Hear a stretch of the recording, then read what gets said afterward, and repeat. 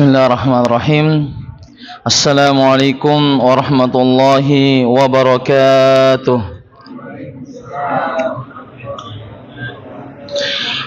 Alhamdulillahilladzi ja'ala syahra ramadhana sayyidasy syuhur wa dha'afa fihi alhasanati wal ujur. Arsala an-nabiyya sallallahu alaihi wasallam bil huda wan nur wa ala alihi wa ashabihi wa man tabi'ahum bi ihsanin ila yaumin nusyur. Amma ba'd. Hadirin dan hadirat, bapak-bapak dan ibu-ibu kaum muslimin yang sama-sama berbahagia. Alhamdulillah, di malam hari yang berbahagia ini, pada malam Kamis tanggal 6 dari bulan suci Ramadan tahun 1446 Hijriah, dengan izin Allah subhanahu wa ta'ala dan taufiknya, kita bisa hadir untuk sama-sama menjalankan kewajiban kita sebagai umat Islam, yaitu menjalankan salat isya secara berjamaah.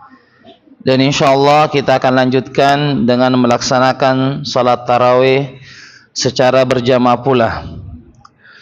Dan kita sambil menunggu waktu salat tarawih, maka kita menggunakan untuk sama-sama duduk bermajelis ilmu di masjid ini dalam program cerdas ceramah Ramadan berseri dalam tema Asmaul Husna, menyelami nama-nama Allah Subhanahu wa taala yang maha indah.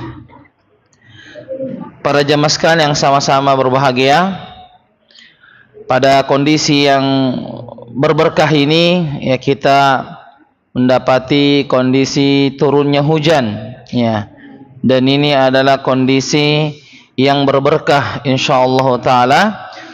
Dan dalam kondisi seperti ini kita dianjurkan untuk berdoa kepada Allah Subhanahu wa taala atas nikmat diberikannya atau diturunkannya hujan bagi kita semua. Abata Allahumma shayyiban nafi'an. Artinya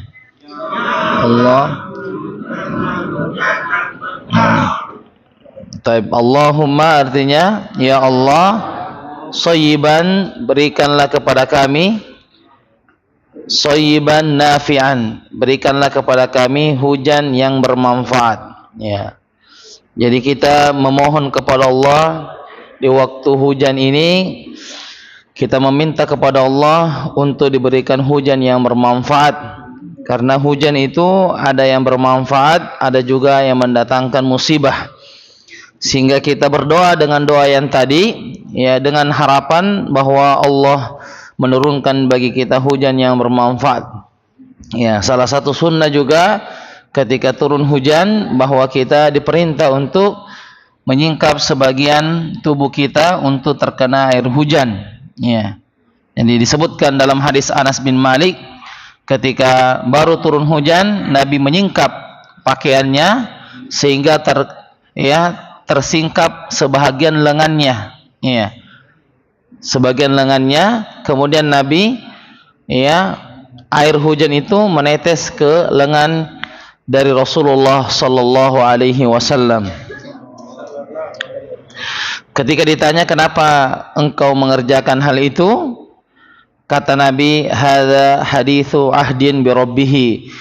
Makhluk ini baru-baru saja diciptakan oleh Allah Subhanahu wa taala. Jadi air hujan itu diciptakan oleh Allah, langsung turun ke bumi dan tidak ada yang menghalanginya. Ya, tidak ada yang menghalanginya. Jadi Allah ciptakan, turun langsung mengenai lengan kita, ya, langsung mengenai lengan kita. Jadi itu termasuk sunnah yang perlu kita amalkan. Kalau kita misalnya naik motor atau naik mobil, ya, ketika kita naik motor kita singkap, ya, sebagian baju kita untuk terkena air hujan. Begitupun kalau juga kita di mobil, ya, kita buka kaca mobil, kemudian kita keluarkan tangan kita untuk terkena air hujan. Intinya ada yang dikena, ya, mengambil berkah daripada air hujan tersebut, ya, mengambil berkah dari air hujan tersebut.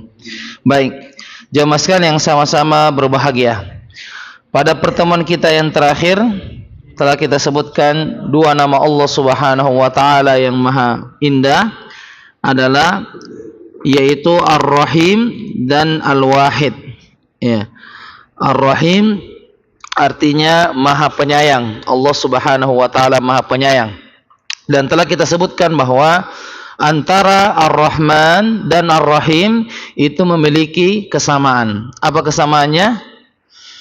Bahwa dua kata ini berasal dari satu kata yang sama, yaitu rahmat. Ya, satu kata yang sama yaitu rahmat, yaitu al khairul katsir. Apa artinya al khairul katsir? Kebaikan yang sangat banyak. Ya, al khairu al katsir, kebaikan yang sangat banyak.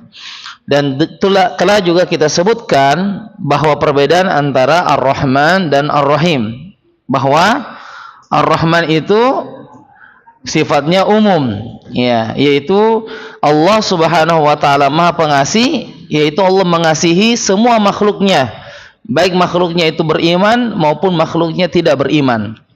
Kalaupun Ar-Rahim, adapun Ar-Rahim, maka sifat ini atau nama ini secara khusus, yaitu hanya diberikan kepada orang-orang beriman saja. Sebagaimana disebutkan di dalam Al-Quran di surah apa? Al-Ahzab ayat ke-43. Allah Subhanahu wa taala berfirman, "Wa kana bil mu'minina rahima." Dan Allah itu sangat menyayangi orang-orang yang beriman. Ya, Allah itu sangat menyayangi hanya orang-orang beriman saja. Jadi ini adalah kekhususan bagi orang beriman, berhak untuk disayangi oleh Allah Subhanahu wa taala. Kemudian perbedaan yang kedua, bahwa Ar-Rahman itu adalah zat Allah Subhanahu wa taala, yaitu Allah memiliki sifat Rahman. Allah memiliki sifat Rahman, yaitu Maha Pengasih. Kemudian dari sifat zat ini, yaitu Allah melahirkan perbuatan, dan perbuatan Allah adalah Ar-Rahim, yaitu Maha Penyayang. Jadi dia, Allah Subhanahu wa taala memiliki sifat Rahman, yaitu memiliki sifat pengasih. Kemudian muncul dari sifat ini adalah perbuatan. Apa perbuatan Allah? Yaitu Allah sebagai Ar-Rahim, yaitu Maha Penyayang. Ya. Jadi Allah memiliki sifat Ar-Rahman, dan lahir daripada sifat Ar-Rahman ini adalah Ar-Rahim, yaitu sifat penyayang Allah Subhanahu wa taala. Dan kita diperintah untuk menyayangi. Allah Subhanahu wa taala sayang kepada hambanya, mengasihi hambanya, maka makhluk-makhluk Allah juga wajib menyayangi sesama makhluk. Bahkan bukan hanya kepada sesama manusia, semua makhluk kita harus rahim, kita harus sayang semua makhluk Allah Subhanahu wa taala. Man la yarham la yurham. Siapa yang tidak menyayangi, dia tidak akan disayangi. Irhamu man fil ard yarhamukum man fis sama. Sayangilah orang-orang yang ada di bumi, maka engkau akan disayangi oleh penduduk langit, yaitu Allah Subhanahu wa taala dan para malaikatnya. Ya.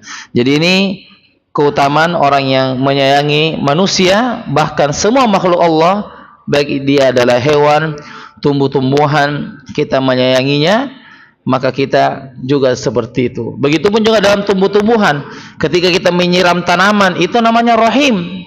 Kita rahim kepada tumbuh-tumbuhan. Kita siram tanaman kita siram bunga kita, itu adalah rahim. Ya. Itu adalah rahim, yaitu sifat sayang kepada makhluk Allah Subhanahu wa taala. Ya. Kemudian yang kedua adalah Al-Wahid, yaitu yang Maha Esa. Ya. Di mana Allah Subhanahu wa taala menyebutkan ini dalam Al-Qur'an berapa kali? 22 kali. Ya. Wa ma min ilahin illallah al-wahidil qahhar. Dan artinya tunggal. Al-Wahid artinya apa? Tunggal. Dan meyakinkan kepada kita bahwa yang disembah hanyalah Tuhan yang Esa, yaitu Allah Subhanahu wa taala. Tuhan yang Maha Esa, yaitu Allah Subhanahu wa taala. Dan itu sesuai dengan dasar negara kita. Ya, sila yang pertama dalam Pancasila adalah ketuhanan yang Maha Esa. Dan siapa yang dimaksud di situ? adalah Allah Subhanahu wa taala sebagaimana ditafsirkan dalam undang-undang dengan berkat rahmat Allah Subhanahu wa taala dan didukung oleh keinginan luhur. Di situ disebutkan Allah, tidak ada yang lain. Ya kan? Di situ di undang-undang langsung menyebutkan Allah, tidak menyebutkan ada nama yang lain. Berarti itu tafsiran daripada Pancasila bahwa yang dimaksud Tuhan yang Maha Esa adalah Allah Subhanahu wa taala jalla jalaluhu. Baik. Jamaah sekalian yang sama-sama berbahagia, insyaallah kita akan lanjutkan pada pelajaran berikutnya. Namun sebelum kita mengulangi, kita melanjutkan, kita murojaah apa yang sudah kita sebutkan pada pertemuan berikutnya. Ada berapa nama yang sudah kita sebutkan? Ada 6 ya. Yang pertama Allah bimana yang maha diibadahi. Yang kedua Al-Ilah bimana yang maha diibadahi. Yang ketiga Ar-Rabb, mana Rabb yang maha memelihara. Yang keempat Ar-Rahman, artinya yang maha pengasih. Yang kelima Ar-Rahim, artinya yang maha penyayang. Yang keenam Al-Wahid, bukan Al-Wahid ya, Al-Wahid itu tetangganya ini panjang. Al-Wahid, Al-Wahid artinya apa? Yang maha esa. Satu Allah, langsung artinya. Dua,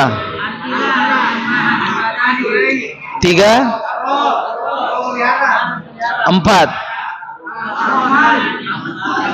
yang maha pengasih. Yang kelima Ar-Rahim, penyayang. Yang keenam Al-Wahid, yang maha esa.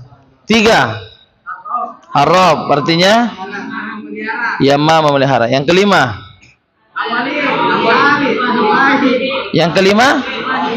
Ar-Rahim, artinya penyayang. Yang keenam Al-Wahid, artinya yang maha esa. Yang ketiga Ar-Rabb.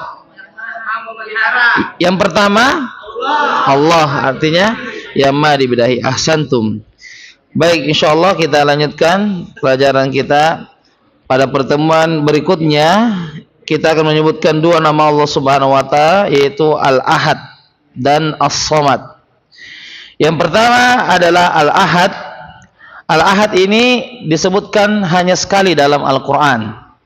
Di surah apa itu? Di surah apa? Bukan, Kulhu. Saya tidak hafal Al-Ikhlas, tapi saya hafal Kulhu. Saya tidak hafal surah Al-Fatihah, tapi kalau Alhamdu saya hafal. La haula wala quwata illa billah. Hafal surah Al-Humazah tidak. Kalau Wailul likulli hafal. La haula wala quwata illa billah. Ya. Hafal surah Al-Fil tidak. Alam tara kaifa hafal. Ya. Jadi perlu ya untuk kita tidak hanya mengetahui ujung ya surah, tapi harus tahu nama-nama surah ya. Apalagi nanti ini insyaallah saya sampaikan di tanggal 17 akan ada sabik ya, semarak lomba Quran. Jadi siap-siap peserta cerdas, bapak-bapak, ibu-ibu ya ikut lomba di tanggal 17 Ramadan ya. Lomba semarak Al-Qur'an insyaallah taala. Di situ ada lomba ya, yang jarang ikut lomba waktu SD, ini kesempatan ya. Yang jarang ikut lomba waktu 17 Agustus ya, karena tidak termasuk kategori mungkin banyak saingan waktu di sekolah. Nah, ini sekarang kesempatannya ya, tidak ada saingan. Baik, jadi hanya satu disebutkan di surah Al-Ikhlas saja. Kemudian Al-Ahad artinya yang maha esa, dan Al-Ahad juga bermakna lam yalid wa lam yulad. Apa artinya lam yalid wa lam yulad? Tidak beranak dan tidak diperanakan. Itu makna Al-Ahad ya. Al-Ahad artinya selain yang maha esa, arti yang lain dari Al-Ahad adalah Allah itu tidak beranak dan tidak pula diperanakkan ya, tidak pula diperanakkan ya. Al-Ahad. Dan kalau kita mendengarkan nama Al-Ahad ini ya, maka kita teringat dengan kisah yang terkenal apa yang dialami oleh sahabat yang mulia Bilal bin Rabah radhiyallahu taala anhu, ya, ketika beliau disiksa oleh tuannya pada saat itu beliau masih budak, disiksa oleh tuannya yang bernama Umayyah bin Khalaf, ya. Maka diceritakan dalam riwayat bahwasanya Bilal bin Rabah itu dipaksa untuk berkata syirik, ya, dipaksa untuk murtad, keluar dari agama Islam, diajak untuk melakukan kesyirikan. Tetapi Bilal tidak mau mengerjakan itu, tidak mau berucap itu, karena Bilal tahu bahwasanya agama yang satu-satunya diridhoi adalah agama Islam. Maka hukumannya, sebagai hukuman, maka Bilal diperintah untuk keluar dari rumah itu. Kemudian Bilal disuruh untuk baring di tengah padang pasir, ya. Kita tahu bagaimana musim panas, ya, di kota Mekah sampai 40 derajat. Kalau musim haji bahkan bisa sampai 45 derajat, ya. Suasana yang begitu panas, ya, di terik matahari. Bilal bin Rabah disuruh baring, kemudian ditindis oleh batu yang sangat besar. Kemudian dipanggil anak-anak penduduk Mekah untuk mengambil satu persatu batu-batu kecil untuk melempar Bilal bin Rabah radhiyallahu taala anhu. Kemudian Bilal tegas dan tegar menghadapi ujian ini, dan beliau mengulangi kata Al-Ahad, Ahad, Ahad, ya. Beliau mengulangi terus kata ini, Ahad, Ahad, dan Ahad, ya. Dipaksa untuk berkata syirik, tapi Bilal dengan tegar menerima ujian ini di terik padang pasir, ya, ditindis batu yang sangat besar, ditambah dilempar batu-batu kecil oleh anak-anak penduduk Mekah pada saat itu, tetapi beliau tidak gentar, tidak goyang terhadap keyakinannya. Jadi ini penting para jamaah sekalian, akidah itu adalah harga mati, ya. Keyakinan itu adalah harga mati, keyakinan kita kepada Allah Subhanahu wa taala. Lihatlah perjuangan Bilal bin Rabah ketika beliau dalam kondisi seperti itu, sudah setengah mati, ya, setengah mati. Beliau sudah hampir mati pada saat itu, tetapi beliau tegar mengatakan Ahad, Ahad, dan Ahad. Disebutkan oleh ulama kita, kenapa Bilal mengatakan Ahad, tidak mengatakan Allah misalnya, atau tidak mengatakan la ilaha illallah. Disebutkan oleh ahli sejarah bahwa yang turun pada saat itu adalah surah Al-Ikhlas. Yang turun pada saat itu surah Al-Ikhlas, sehingga yang terngiang dalam benak Bilal adalah kata Ahad, Ahad, dan Ahad, ya. Dan ini meyakinkan kepada kita bahwa seberat apapun ujian kita yang kita hadapi, ya, dan mungkin dalam hidup kita sudah 50 tahun atau 40 tahun, atau ada di antara kita 60 tahun, tidak pernah mendapati apa yang seperti dialami oleh Bilal bin Rabah. Kita tidak pernah mengalami ujian yang seperti Bilal. Kita diperintah untuk mengerjakan sholat, kita diperintah untuk datang ke masjid sholat berjamaah, itu pun tidak mampu, itu pun tidak bisa. Maka ini pertanyaan besar bagi kita. Disuruh sedekah, pelitnya bukan main. Disuruh sedekah, pelitnya bukan main. Jangan sampai kita ini orang yang kikir, pelit sekali, susah keluar uang, susah keluar untuk menolong agama Allah Subhanahu wa taala. Apa yang telah kita korbankan untuk agama Allah Subhanahu wa taala di zaman sekarang ini, bentuk untuk mengorbankan agama Allah Subhanahu wa taala adalah bantu masjid, bantu pesantren, bantu pendidikan agama. Itu adalah bentuk-bentuk menolong agama Allah di zaman modern ini, di zaman sekarang ini. Kita mungkin tidak mampu untuk melakukan hal itu, tetapi mari kita bantu. Kita punya dana, bayarkan dana itu. Donasikan harta kita di jalan Allah Subhanahu wa taala. Mengeluarkan harta pun kita pelit sekali. Perhitungan. Terus tidak usah jauh-jauh, buku saja kita perhitungan. Buku, ilmu, Quran, hadis, kita kadang perhitungan. Mahal sekali bukunya. Tapi kalau pulsa, kota, tidak ada. Tidak ada perhitungan. Bayar berapa? 200.000, bayar. Tapi buku yang akan menyelamatkan kita dari jilatan api neraka, kita masih mengatakan mahal. Ataukah Quran, perhitungan. Nauzubillahi min zalik. Ya. Jadi penting, ya, kita menyampaikan bahwa kita tidak disuruh juga seperti Bilal, disuruh untuk berjemur di tengah padang pasir berpanas-panasan, tetapi kita hanya diminta untuk berjuang di jalan Allah dengan harta-harta kita sesuai dengan kemampuan kita. Tidak juga 1 miliar, tidak juga 50 juta. Fattaqullaha mastata'tum, bertakwalah kepada Allah semampu kita. Ini tidak kikir sekali, pelit sekali untuk mengeluarkan dana di jalan Allah Subhanahu wa taala. Jadi ini tolong kita hindari ini penyakit-penyakit kikir ini. Ya, penyakit kikir ini adalah penyakit syaitan, dan syaitan itu memang selalu mewanti-wanti kita. Di dalam dompet kita itu ya ada uang biru, ada uang hijau, ada uang coklat.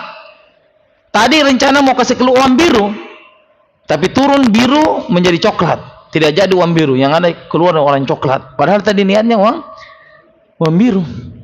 Iya, nauzubillah min dzalik. Jadi coba kita ini lawan. Jadi kalau sahabat itu kalau digoda oleh setan, ya kalau di zaman sekarang coba kamu sedekah, ya 50.000 saja kamu sedekah, dia langsung bayar. Ini saya bayar 100.000 supaya setannya menangis. Iya, setannya menangis. Jadi kalau kita ini merasa dibisik oleh setan, panas telinga kita, yang tadinya kita mau sedekah 10.000, kemudian dia bilang 5.000 saja, 10.000 terlalu banyak. Kita balas 50.000, udah saya kasih 50.000 supaya bikin menangis setan.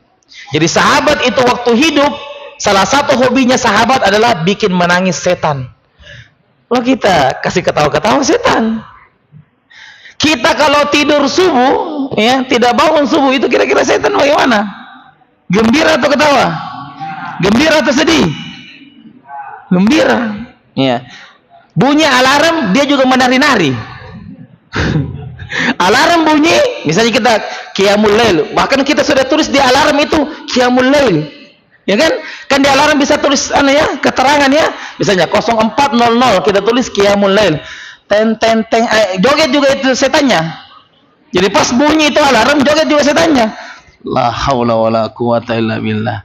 Jadi tolong ini ya, mari kita hobi juga untuk membuat menangis setan. Jangan kasih ketawa terus. Ya. Emangnya kalau kita emosi dengan keluarga, marah kita dengan istri, marah kita dengan anak-anak, emangnya setannya itu sedih? Sedih atau gembira? Gembira dia, berhasil lagi. Satu panah tembus lagi. Ya. Jadi coba kita buat hobi aja untuk bisa bikin menangis setan. Ketika kita di atas mobil, di motor, pas kita lewat, ada tadi kayaknya perempuan tidak pakai jilbab, agak terbuka itu bajunya. Kita lewat, bismillah. Ya, yang pertama kan kita tidak sengaja, tapi lama-lama, iya roh. Wah ini bahaya. Jangan membayangkan diri sendiri. Ya, jadi kalau kita kan biasa naik motor, ya, apalagi kalau pagi-pagi, ya pagi-pagi kan banyak aktivitas. Ada perempuan yang menjemur, ada juga perempuan yang sedang mencuci pakaian, bahkan ada yang mandi di sumur, kan masih ada ya. Masih ada yang mandi di sumur, naik motor misalnya. Ya namanya pandangan kita kalau ke jalan kan tidak lurus terus, pasti ada kiri kanan. Tapi kita rasa kayaknya ada tadi sini perempuan yang sedang mencuci baju, ya, dan terbuka auratnya. Kalau kita istiqomah, tetap jalan. Tidak merasa, wah iya dong. Waduh, bahaya ini. Subhanallah. Betul ya, kalau kita di jalanan kan, kalau kita misalnya lihat lurus di aspal, apakah kita tidak bisa melihat kanan kiri kita? Bisa atau tidak? Bisa kan? Kayaknya ada perempuan tadi sedang menjemur pakaian. Pasti kita lihat, oh masih SD. Coba suruh. Nah, jadi seperti itu bahwa godul basar. Apa itu godul basar? Tundukan pandangan, ya. Tundukan pandangan. Apa tadi? Artinya godul basar. Ya, ini kata kunci nih. Salah satu kata kunci membersihkan hati adalah godul basar, tahan pandangan.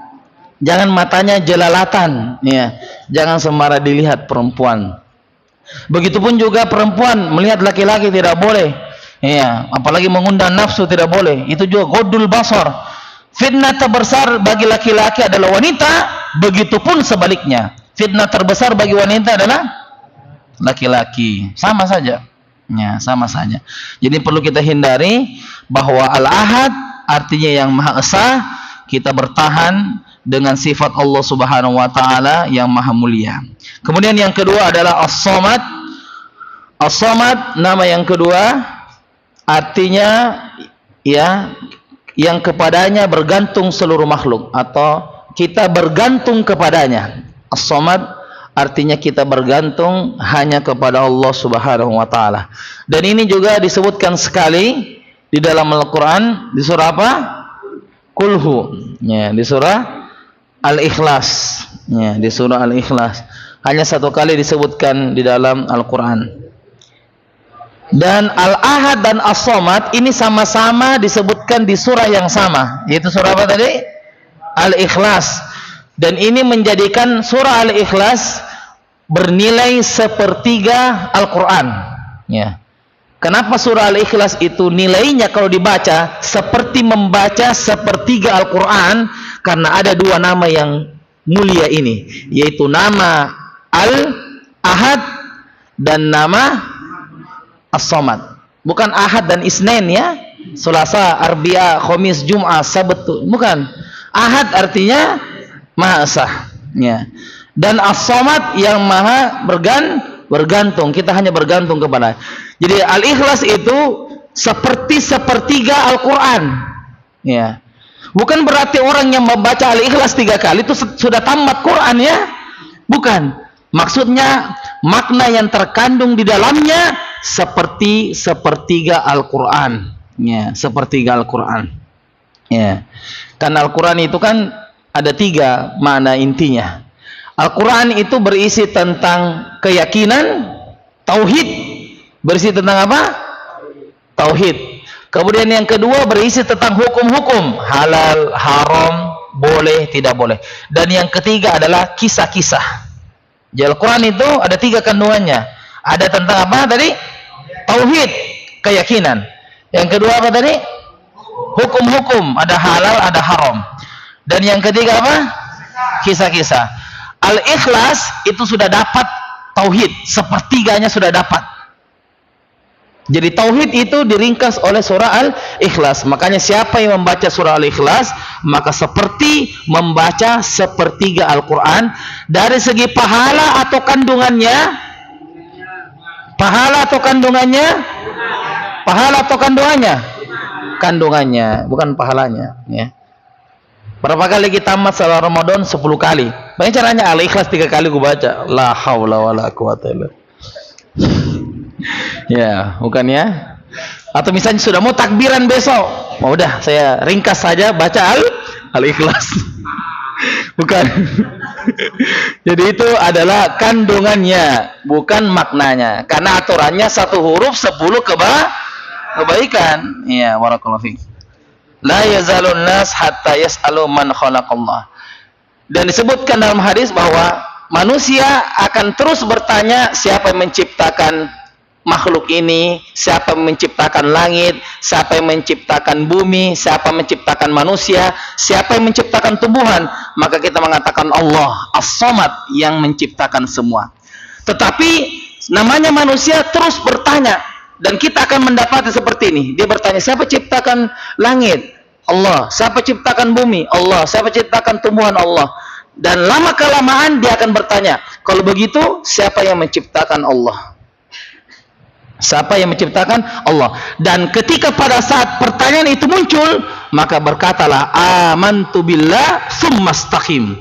Aku beriman kepada Allah, kemudian istiqomalah. Tidak boleh kita menjawab pertanyaan tadi. Karena awalnya pancing-pancing begitu ya. Ciptakan langit siapa? Allah. Bumi siapa? Allah. Tumbuhan siapa? Allah. Manusia siapa? Allah. Baik, kalau begitu siapa yang menciptakan Allah? Wah, ini pertanyaan jebakan ini. Itu jangan dijawab.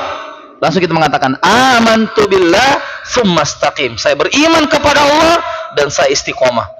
Itu pertanyaan jebakan itu. Sama dengan orang yang bertanya, kenapa kita sholat?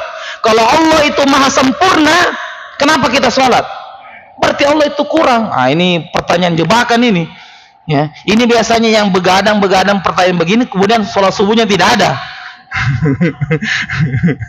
Ya, disebutkan itu katanya kalau bapak-bapak itu cerita kalau begadang, kalau bapak-bapak itu cerita kalau begadang, semuanya dicerita dari penciptaan Nabi Adam. Jadi kalau bapak-bapak kata cerita itu cerita awal-awal lu cerita dunia, misalnya ya begadang dia dari malam sampai subuh, awal cerita dunia, bisnis, tapi lama-lama itu bercerita tentang Nabi Adam.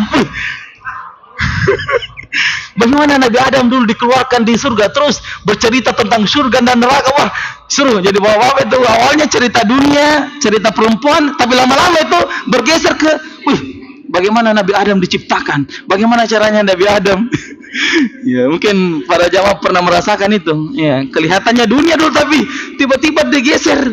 Ya, penciptaan langit dan bumi sampai hari kiamat dicerita. Setelah itu azan subuh tidak ada yang pergi ke masjid. Semuanya ketiduran. Nauzubillah min dzalik. Jadi para jamaah sekalian, ini dua nama Allah. Yang pertama tadi adalah Al-Ahad, yang Maha Esa. Pelajarannya tadi bahwasanya mari kita berjuang. Kita tidak diminta seperti Bilal, kita harus digeser, kita harus disiksa, tetapi mari kita menolong agama Allah dengan cara membantu agama Allah Subhanahu wa taala di muka bumi ini. Dan yang kedua, As-Samad, artinya bergantung, bahwa kita apapun kita punya masalah, maka kita punya Allah As-Samad yang maha menggantung semua urusan-urusan kita. Kita serahkan kepada As-Samad, yaitu Allah Subhanahu wa taala. Demikian, jazakumullah khair atas perhatiannya. Kita tutup, subhanakallahumma bihamdik, asyhadu an la ilaha illa anta astaghfiruka wa atubu ilaik. Wassalamualaikum warahmatullahi wabarakatuh.